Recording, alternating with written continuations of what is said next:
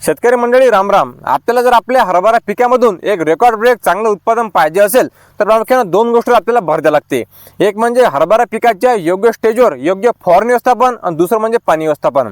आता हरभरा पिकाचं पाणी व्यवस्थापन कसं आहे, कमी पाण्यामध्ये भागत नाही आणि जास्त पाणी हरभऱ्याला लागत नाही असं नियोजन आहे. ठीक आहे ना. आता हरभरा पिकाला फुलधारणा अवस्था पाणी आपण केव्हा द्यावं याचा व्हिडिओ आपल्याला अगोदर आलेला आहे आणि आज ज्या व्हिडिओवर आपण सविस्तर चर्चा करणार आहे ते म्हणजे हरभरा पिकाची घाटे अवस्था. ठीक आहे ना. जे की हरभरा पिकामध्ये फार महत्त्वाची अवस्था आहे ते म्हणजे घाटे अवस्था. आणि या घाटे अवस्थामध्ये जर आपण पाणी देण्यामुळे चूक केली तर आपलं उत्पादन घटू शकते. तर आता हे घाटे अवस्था पाणी आपण केव्हा द्यावं, किती द्यावं, कसं द्यावं हे सविस्तर माहिती, सविस्तर चर्चा आज या व्हिडिओमध्ये आपण करणार आहे.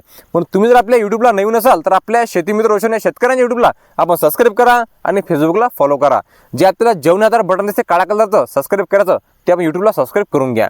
आता हे आपलं हरभऱ्याचं वावर आहे आणि संपूर्णपणे एक नंबर हरभरा हा जमलेला आहे आणि कमी खर्चामध्ये. ठीक आहे ना. आता हरभरा पिकाचे घाटे अवस्थामध्ये पाणी आपण का बरं द्यावं. आपण काय करतो, ज्यावेळेस आपल्या हरभरा पिकाला फुल अवस्था सुरू होते त्यावेळेस एक पाणी देतो. ठीक आहे ना. आणि हरभरा पिकाला ज्यावेळेस घाटे अवस्था सुरू असते त्यावेळेस पाण्याची फार गरज असते. ठीक आहे ना.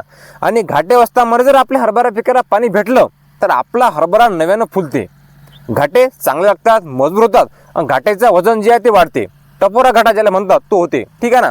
आणि बरेच शेतकरी बांधव काय करतात की या घाटे अवस्थेवर पाणी देत नाही. यामुळे काय होते की जेवढे शेंडेवर हरभरे किंवा घाटे असतात ते घाटे पोचे भरतात किंवा भरत नाही. आणि खाली जेवढे घाटे असतात हे थोडे कमजोर राहतात आणि त्यांचं वजन फारसं जास्त भरत नाही.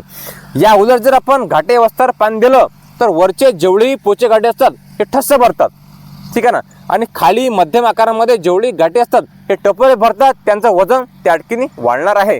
आणि याचा अनुभव बरेच शेतकरी बांधवांना आतापर्यंत आलेला आहे.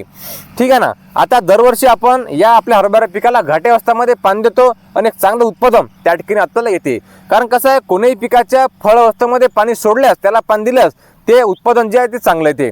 आणि म्हणून आपण आपल्या हरभरा पिकाला घाटे अवस्थामध्ये पाणी देत नसाल तर यावर्षी अवश्य द्या, चांगला फायदा आपला होणार आहे. आता हे घाटे अवस्था पाणी आपण केव्हा द्यावं, ज्यावेळेस आपल्या हरभरा पिकाला 100% घाटे अवस्था असेल त्यावेळेस आपण हे पाणी सोडा किंवा पाणी द्या. आता पाणी कसं द्यावं, तुम्ही स्प्रिंकलनं द्या, रेन पाईपनं द्या किंवा खालून द्या.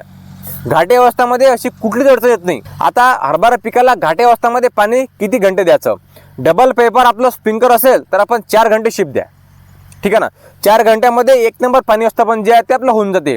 आपलं वावर जर गोठवले असेल, चुनखडी असेल, पाणी लवकर जात असेल तर आपण अर्धा ते 1 घंटा शिल्लक द्या, पण जास्त पाणी देऊ नका. कारण हरभरा सोकण्याचे त्यामध्ये मर रोग येण्याचं प्रमाण त्यावेळेस सुद्धा असू शकते. ठीक आहे ना. आणि म्हणून एक बॅलन्स पाणी द्या, ॲव्हरेज पाणी द्या, चांगला फायदा आपला होणार आहे. 4च घंट्याचं शक्यतो आपण पाणी द्या. पूर्णपणे हरभरा हा आपला झुकलेला असेल पूर्णपणे बाजूला करा, त्याला रस्ता करा स्प्रिंकलरला आणि पाणी व्यवस्थापन जे आहे ते करून घ्या. शेतकरी मंडळी, घाटे अवस्थामध्ये पाणी दिल्यास आपला फायदा होणारच आहे. ठीक आहे ना.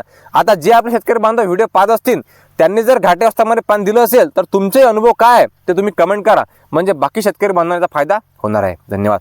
या व्हिडिओमध्ये आपले काही प्रश्न असतील तर नक्की विचारा. या व्हिडिओमध्ये आपण थांबणार आहेतच, परत भेटू नवीन व्हिडिओमध्ये नवीन माहिती घेऊन. जय जवान, जय किसान.